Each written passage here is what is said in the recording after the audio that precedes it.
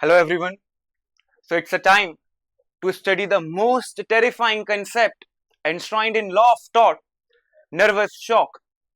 उससे पहले समझ लेते हैं हम क्या होगा अगर एक बहन अपने भाई का एक्सीडेंट देखती है और अपने भाई को तड़पता हुआ देखती है वो, और अल्टीमेटली उसके भाई की डेथ हो जाती है सड़क पर। अब यहां पर ऑल दो बहन को, उसकी सिस्टर को कोई फिजिकल इंजरी नहीं हुई है पर से, लेकिन ये जो दृष्टांत है, ये जो सीन है, ये शैटर करने के लिए, इमोशनल डैमेज देने के लिए, एक तरह का नर्वस शॉक देने के लिए काफी है। लेकिन इस तरह की सिचुएशन अगर किसी के नेग्लिजेंस के कारण बनती है तो क्या लॉ ऑफ थॉट में कोई रेमेडी है? As per the maxim of ubi jus ibi remedium. Welcome to the topic of nervous shock. My name is advocate Abhishek Choubey.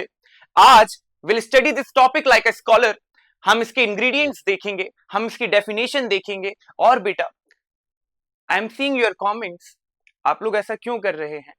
आप अगर कह रहे हैं पीडीएफ अटैच करने का, बेटा व्हाट्स द नीड? आप लोग नोट डाउन कर सकते हैं, ये नोट्स हैं। You can also take a screenshot, right? I will give you time. अब बीच में मैं आपको वक्त दूंगा और मैं ये कहूंगा 3 सेकंड का टाइम दूंगा, उस टाइम पे आप स्क्रीनशॉट ले सकते हैं।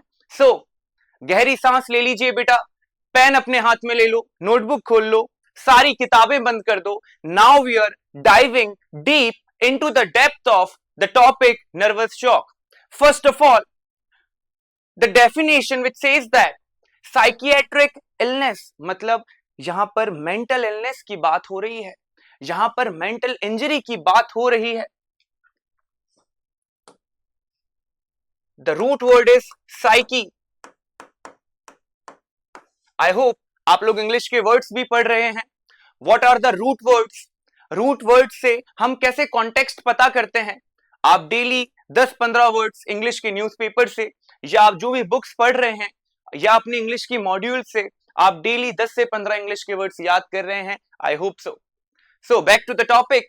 साइकियाट्रिक इलनेस और injury caused to a person by perception of events caused by the negligence of another। वही एग्जाम्पल जो मैंने आपको क्लास के स्टार्टिंग में दिया, इस सेशन के स्टार्टिंग में दिया, कि अगर बहन इस तरह का दृश्य देख लेती है तो जो इमोशनल डैमेज होगा उस बहन को, उसे मापा नहीं जा सकता, उसे मेजर नहीं किया जा सकता। लेकिन एक बात तो तय है यहां पर कि उसको इमोशनल डैमेज हुआ है, उसे एक तरह की साइकियाट्रिक इलनेस हुई है, एक शॉक लगा है, जो कि एक फिजिकल इंजरी से कहीं भी कम नहीं है। लॉ इस बात को समझता है बेटा। इसलिए जो प्रावधान है लॉ में, एक लीगल मैक्सिम है, कहकर यूबी जस इबी रेमेडियम। तो अगर रॉन्ग हुआ है, अगर लॉ का वायलेशन हुआ है, अगर आपके राइट का वायलेशन हुआ है, तो लॉ आपको रेमेडी प्रोवाइड करेगा बेटा। ये पहले लेक्चर में मैं आप लोगों को समझा चुका हूं। आई होप आप समझ चुके होंगे अभी तक मैं कौन से मैक्सिम की बात कर रहा हूं। And the name of that maxim is ubi jus ibi remedium. Where there is a law, where there is a right, there is a remedy. Maxims are very important. This will help you in vehementing your reasoning. आपकी reasoning को strong करेगा बेटा काफी। So I hope you understood the basic explanation of the term nervous shock। क्या कहता है बेटा nervous shock? Psychiatric illness or injury caused to a person by perception of events caused by the negligence of another। Keywords are psychiatric illness, perception of events and the negligence of defendant। Now let's see further। अब ये जो की points हैं, मैंने 2 की points बेटा आप लोगों के लिए अलग से लिखे हुए हैं। क्वेश्चन इनसे बाहर नहीं जाएगा, ये तय है। पहला स्टार पॉइंट क्या कह रहा है? This is very important to understand it. In nervous shock it is necessary that the conduct causing mental harm must be outrageous और एक्सट्रीम। मतलब this is highlighting the intensity of shock, the intensity of accident. Accident जो हो रहा है, जो perception of event हो रहा है, जिस तरह का इवेंट हुआ है, वो सामान्य नहीं होना चाहिए, वो नॉर्मल नहीं होना चाहिए। वो किस तरह का होना चाहिए? आउटरेजियस होना चाहिए या एक्सट्रीम होना चाहिए। जो एग्जाम्पल मैं ऑलरेडी आपको दे चुका हूं, with which we started our session is the perfect example to understand the concept of nervous shock. सामान्य बात नहीं है सर, ये आउटरेजियस इवेंट है. इस तरह का एक्सीडेंट अगर कोई भी देखेगा, फैमिली का व्यक्ति देखेगा या बहुत क्लोज रिलेटिव देखेगा, तो वो काफी है कि उसको वो एक तरह का सदमा दे सकता है. तो एक्सट्रीम होना चाहिए बेटा वो event. There must be constructive intent. I hope while studying the topics enshrined in criminal law, आप जब किडनैपिंग पढ़ेंगे, जब आप बेलमेंट पढ़ेंगे कॉन्ट्रैक्ट लॉ का, तो आप ये बात समझेंगे कि कंस्ट्रक्टिव पोजेशन नाम का भी एक टर्म होता है. उसका क्या मतलब होता है, कंस्ट्रक्टिव वर्ड का क्या मतलब होता है. This is very important to understand in order to mark the correct option. अगर नर्वस शॉक पे कोई क्वेश्चन आता है तो हमारा ये जान लेना बहुत जरूरी है कि कंस्ट्रक्टिव इंटेंट का इंग्रेडिएंट यहां पर मौजूद होना चाहिए. और कंस्ट्रक्टिव इंटेंट क्या होता है ये हमको समझ लेना बहुत ज्यादा इंपॉर्टेंट है. To cause psychological harm. Sir इतना तो समझ में आ रहा है कि यहां पर इंटेंट के बारे में बात हो रही है, क्योंकि बाद में इंटेंट लिखा हुआ है, मतलब एक तरह का मेंस रिया यहां पर हाईलाइट हो रहा है. सर रुक जाइए सर, ये आप कहां जा रहे हैं. टॉट में इंटेंशन कहां से आ रहा है. आपने हमसे झूठ बोला पहले लेक्चर में कि इंटेंशन का कोई मतलब नहीं होगा. बेटा एक्सेप्शंस आर ऑलवेज देयर. हाँ एक्सेप्शन है बेटा. यहां पर इंटेंशन की बात हो रही है. असॉल्ट में इंटेंशन की बात हुई थी, बैटरी में इंटेंशन की बात हुई थी, कन्वर्जन में अभी इंटेंशन का एक ग्लिम्स आप देखेंगे, नर्वस शॉक में भी इंटेंशन यहां पर आया है. लेकिन सिर्फ इंटेंशन ही नहीं बेटा.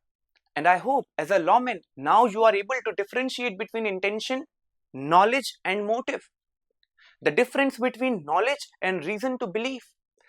The meaning of word voluntarily, dishonest, fraudulently and good faith. All these are the words which plays a very crucial role. अगर आपके पास आता है A acted in good faith, तो आप इसे ऐसे कॉम्प्रहेंड ना कर लें कि अच्छे मन से सर, साफ मन से सर. नहीं, गुड फेथ का मतलब होता है with due care and attention. आप लोग गलत कर दोगे क्वेश्चन. फ्रॉडुलेंटली का मतलब क्या होता है. सेक्शन 17 इंडियन कॉन्ट्रैक्ट एक्ट का फ्रॉड के बारे में बात करता है, लेकिन फ्रॉड क्या होता है. फ्रॉडुलेंट से वर्ड आ रहा है यहां पे, तो भारतीय न्याय संहिता में सेक्शन 2 डेफिनेशन क्लॉज में 2 clause 9 fraudulently, 2 clause 7 dishonestly, 2 clause 11 good faith, 2 sub clause 33 voluntarily. इन सबका मतलब क्या होता है. This is your homework. Reason to believe क्या होता है और नॉलेज से कैसे वो भिन्न है, ये हम अभी समझते हैं आगे जाकर के. लेकिन आप इतना समझ लीजिए अभी कि यहां पर इंटेंशन और नॉलेज दोनों ही विद्यमान है. दोनों में से अगर कुछ भी फुलफिल हो गया और है तो फिर अपनी बात बन जाएगी. मतलब person will be held liable to pay compensation under the head of nervous shock falling under the purview of law of tort. Now let us proceed further. So the keywords are that the event has to be outrageous or extreme in nature. And the second key point, the second star line is there has to be a constructive intent behind the act. Now, let us do the post-mortem of this particular word. इस word के कारण ऐसा कहीं ना हो कि nervous shock पूरा पढ़ लेने के बाद भी हम करेक्ट ऑप्शन टिक नहीं कर पा रहे हैं. You can take a screenshot. मैं ध्यान रखूंगा आपसे, आप स्क्रीनशॉट ले लें. Means the defendant was reasonably aware that by giving such false news he might cause nervous shock. एक अलग से एक दृष्टांत, एक इलस्ट्रेशन दे रहा है कि व्हाट इफ एक व्यक्ति प्रैक्टिकल जोक प्ले करता है सामने वाले के साथ, उसको बेवकूफ बनाने के लिए कोई झूठी बात कहता है, जिसके कारण रीजनेबली सामने वाले व्यक्ति को लगता है कि ये सच कह रहा है. और अगर व्यक्ति वो अफवाह, वो फॉल्स न्यूज सुन करके, वो जोक सुन करके जो कि उसे सच लग रहा है और मेंटल इलनेस में चला जाता है, मेंटल इंजरी हो जाती है, सदमे में चला जाता है, ट्रॉमा लग जाता है, then that person can very well seek compensation.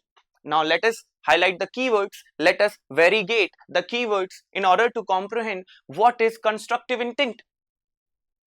Means the defendant was reasonably aware that by giving such false news he might cause nervous shock. He might cause nervous shock. although the defendant may only intend it as a joke, but if the practical joke is such that any reasonable man can apprehend nervous shock to be the result of it. अगर व्यक्ति ने intentionally किया है या व्यक्ति को ये idea है, ये नॉलेज है कि इस तरह की बात अगर वो कहेगा मजाक में ही सही, तो देयर इज अ पॉसिबिलिटी, तय नहीं है, तो देयर इज अ पॉसिबिलिटी सामने वाला नर्वस शॉक में जा सकता है, सामने वाले को एक तरह का सदमा लग सकता है। और फिर भी अगर वो ये चीज करता है, ये एक्टिविटी करता है, तो हम कहेंगे उस व्यक्ति का यहां पर कंस्ट्रक्टिव इंटेंट था इस चीज के पीछे। अब अगर सामने वाले व्यक्ति को शॉक लगा है, अब आपको, I hope you understood the meaning of constructive intent. If still you are falling past of your scrutiny, अगर अभी भी आपको नहीं समझ में आ रहा है, so just drop your doubt in a comment section. In the next lecture I'll clear, or in the comment section itself I'll clear your doubts. वैसे I hope इसमें कोई डाउट रहा नहीं होगा। Now let us target, let us highlight what are the ingredients. Ingredients ये एक ढांचा है बेटा। हाँ, एक आप ह्यूमन बॉडी समझ लीजिए, वो ह्यूमन बॉडी किस कंपोजिशन से बनी है, जैसे एटॉम, प्रोटॉन, न्यूट्रॉन, यहां पर तीन चीजें विद्यमान है हर शरीर में, उसी तरह से यही इंग्रेडिएंट्स हैं जो कि नर्वस शॉक का ढांचा, स्ट्रक्चर तैयार कर रहे हैं। मतलब कि इन तीन में से अगर एक चीज भी मिस हो गई तो फिर नर्वस शॉक नहीं होगा बेटा। अब ये जान लेना बहुत जरूरी है। फिजिकल प्रॉक्सिमिटी, रिमोटा कॉजा, प्रॉक्सिमा कॉजा, नॉन रिमोटा, इससे आपको क्या मैक्सिम याद आ रहा है? I want to know in the comment section. इससे रिलेटेड एक बहुत इंपॉर्टेंट मैक्सिम है। Let us see, आप लोग कितना ध्यान से लेक्चर्स देख रहे हैं लॉ ऑफ थॉट के। आप लोग कह तो रहे हैं ये कि अभिषेक सर पर हम रिलाय कर रहे हैं। एक कमेंट आया था, आप लोगों को अगर ये लग रहा है कि मैं कमेंट पर ध्यान नहीं देता हूं, हाँ, वो कमेंट था बेटा कि हम अभिषेक सर पर रिलाय कर रहे हैं, इसीलिए हमारा दिसंबर से पहले लॉ ऑफ थॉट कंप्लीट नहीं होगा। बेटा ऐसा क्यों कह रहे हैं आप? आप लोग थोड़ा पेशेंस रखें बेटा, हम काफी आगे आ गए हैं। अब मैं आपको वाइकेरियस लाइबिलिटी और पढ़ाऊंगा, और I think we are done with law of thought. 11 videos बेटा अपलोडेड है ना। नर्वस शॉक आज हम पढ़ रहे हैं, हम वाइकेरियस लाइबिलिटी भी पढ़ेंगे, एंड दैट्स इट। उसके बाद will start law of crimes, या आप कहेंगे तो विल स्टार्ट विथ कॉन्स्टिट्यूशन। थोड़ा पेशेंस रखिए बेटा। हाँ, चलिए अब फिजिकल प्रॉक्सिमिटी, कितना प्रॉक्सिमेट कॉज है। रिमोट वर्ड बार बार अगर लॉ ऑफ थॉट में आता है, रिमोट मतलब दूर, प्रॉक्सिमेट मतलब पास में, तो फिजिकल प्रॉक्सिमिटी होना चाहिए। मतलब जो इवेंट आप देख रहे हैं, जो इवेंट आप सुन रहे हैं, वो आपके नजदीकी एरिया में ही घटित होना चाहिए। जैसे आई विटनेस, किसी ने आंखों देखा अगर है, वो दृष्टांत जो है वो सामने आंख से विटनेस किया है, तो फिर उसका केस लिया जाएगा। अगर उसको आवाज आई है तो भी केस लिया जाएगा।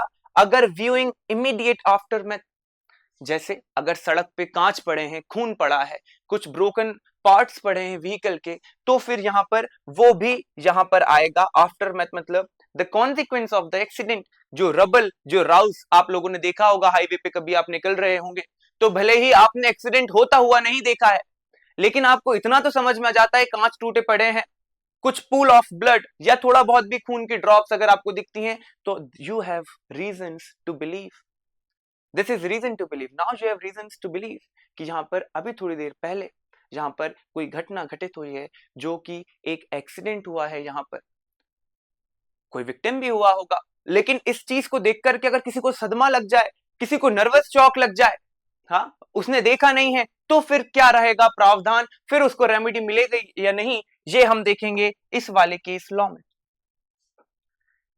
Sufficiently proximate relationship to victim, कोई स्पाउस या पेरेंट्स या सिबलिंग रिलेटेड कोई केस है, that would be so easy to see compensation. Generally यहां पर बायस्टैंडर्स के क्लेम एक्सक्लूड किए जाते हैं जनरली, लेकिन अगर इवेंट बहुत ज्यादा आउटरेजियस और एक्सट्रीम है, कोई भी रीजनेबल पर्सन है यहां पर जनरली वर्ड लिखा है बेटा, इसका मतलब ये नहीं है कि हमेशा ही ऐसा होगा इन ऑल केसेस, लेकिन अगर इवेंट इतना आउटरेजियस है, even a reasonable person who is just a bystander, उसको भी शॉक लग गया है क्योंकि वो इवेंट सच में भी इतना खौफनाक है, इतना ग्रूसम है, तो फिर इसका केस एंटरटेन किया जा सकता है। It depends on the discretionary power of the court. And the last ingredient is that the event has to be reasonably foreseeable. ये हम ऑलरेडी समझ चुके हैं Bourhill versus Young. Reasonably foreseeability का क्या मतलब होता है, रीजनेबल फोरसाइट का मतलब क्या होता है, दोनों एक ही बात है। संक्षिप्त में हम इसे ऑलरेडी समझ चुके हैं। Now it's a time to understand the landmark case on Bornhill versus Young on nervous shock, and the name of cases are Wilkinson versus Thompson and Bornhill versus Young, ताकि हमको अब आसानी से ये कंसेप्ट समझ में आ जाए। So the landmark case Wilkinson versus Downtown, इसमें क्या हुआ बेटा, let us understand this। यहां पर हस्बैंड वाइफ होते हैं। हस्बैंड जो होता है एक पब्लिक हाउस का ओनर होता है, उसकी वाइफ भी होती है, और एक रेगुलर कस्टमर होता है जो उनके पब्लिक हाउस में आता रहता है। एक दिन जो ओनर होता है पब्लिक हाउस का, जो हस्बैंड होता है, वो रेस देखने गया होता है, मतलब वो पब्लिक हाउस में उस टाइम पे प्रेजेंट नहीं है। उसी टाइम पर ये रेगुलर कस्टमर आता है और ये देखता है कि वाइफ अकेली है पब्लिक हाउस में और हस्बैंड यहां पर प्रेजेंट नहीं है।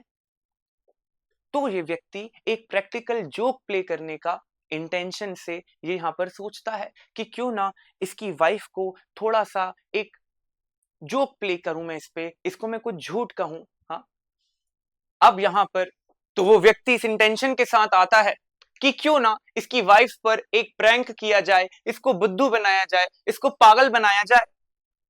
शरारत करता है बेटा ये व्यक्ति उस वाइफ के साथ जिसका हस्बैंड रेस कर देखने गया है, बीइंग अ स्पेक्टेटर। ये जाता है और ये क्या कहता है कि सुनिए मैम, आपके हस्बैंड का बहुत खतरनाक एक्सीडेंट हो गया है और काफी खून बह रहा है। उसने 2 पिलोज मंगाए हैं, 2 तकिए मंगाए हैं, ताकि हम उसको पकड़ करके अब घर पर ले जा सके, उसको ला सके हम घर पे। जल्दी चलिए, जल्दी उठ जाइए। अब वाइफ जो है बेटा टेंशन में आ गई है, ट्रॉमा में आ गई है कि ये क्या हो गया है, अचानक से इस तरह का इवेंट, और मुझे इस चीज का नॉलेज नहीं है, मुझे दूसरा व्यक्ति आकर के बता रहा है। तो टेंशन में बेटा वो 2 पिलो रख लेती हैं और ढूंढने जाती हैं कहां गया मेरा हस्बैंड, किसने कर दिया एक्सीडेंट, कितनी गंभीर चोट लगी है। इतनी टेंशन हो जाती है बेटा कि सदमे में पहुंच जाती है। बाद में पता लगता है कि उस व्यक्ति ने इनके ऊपर एक प्रैंक किया है, इनके साथ एक जोक प्ले किया है, लेकिन बहुत सीरियसली इंजर्ड हो जाती हैं ये वाइफ जो होती हैं।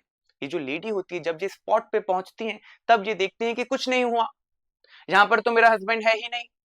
इतने में फिर ये कस्टमर बोलता है बुद्धू बनाया, बड़ा मजा आया, और लेडी बेटा सदमे में अब बेहोश हो गई है। यहां पर this lady can seek compensation from this idiot, from this person downtown. इस तरह के प्रैंक किसी को ट्रॉमा भी दे सकते हैं, किसी को नर्वस शॉक भी दे सकते हैं, हाँ, जिसके कारण हो सकता है उसको कुछ आगे वीक, कुछ मंथ्स और इनफैक्ट कुछ सालों तक भी वो ट्रॉमा दिमाग से ना जाए। तो this is not allowed. As a layman we should understand this, और हमें इस तरह की एक्टिविटी हमें करनी भी नहीं चाहिए। So let us understand. यहां पर हुआ बेटा, ये ओनर है, ये रेस देखने गया है, एल्बियन पब्लिक हाउस का ओनर है, हस्बैंड है इस वाइफ का, ये रेस देखने गया है। वाइफ बैठी हुई थी पब्लिक हाउस में, एकदम से ये दोस्त आकर के बोलता है जल्दी चलो, एक्सीडेंट हो गया है। अब वाइफ बोलती है सच में, इनको टेंशन हो गई है, आप इनका फेस देख सकते हैं, शॉक में है ये। फिर वहां जाकर के पता लगता है कि कोई एक्सीडेंट नहीं हुआ है। Now this lady can see compensation from this person. I hope you understood the case law. ये सेम केस लॉ क्वेश्चन बन करके कुछ फैक्ट्स चेंज करके आपको एग्जाम में दिख सकता है, तो हैरान मत होना, और अगर अब दिख भी जाएगा तो ये खुशी की ही बात है हमारे लिए। And the case of Bourhill versus Young, ये हम ऑलरेडी समझ चुके हैं बेटा। हम ऑलरेडी पढ़ चुके हैं while we were discussing the concept of reasonable foresight. Still कुछ स्टूडेंट्स हैं सर हम रिलेट नहीं कर पा रहे हैं, क्या हुआ था बॉर्नहिल वर्सेस यंग में? तो बेटा फिर मुझे बता दीजिए आप कमेंट सेक्शन में, या आप पुराने वीडियोस देख लीजिए, ठीक है? So that's all for today's lecture. I hope you understood the concept. My name is Advocate Abhishek Chaube. That's all for today's lecture. Take care. See you in next lecture. बहुत जल्दी. Thank you.